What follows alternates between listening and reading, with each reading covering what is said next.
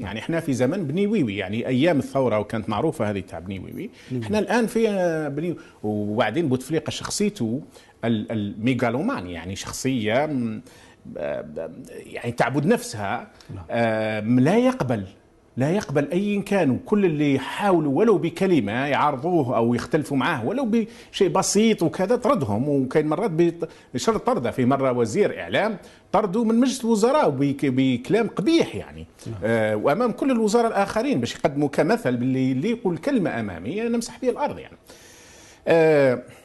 شخصيته المتفرعنه، شخصية الطاغية عموما، الاستكبارية المتفرعنة، شخصية الطاغية عموما هاك. ثم في بوتفليقة زادت خاصة لأنه شاف من 20 سنة ضاعت له، كان المفروض يكون هو رئيس سنة 79 لكن العقداء آنذاك طردوه وجابوا الشاذلي بن جديد، فهذه خلاته ينتقم. هو قال أكثر من مرة، يعني لما مرة تكلم على الثورة الجزائرية قال ما قامش بها الشعب الجزائري، قامت بها نخبة.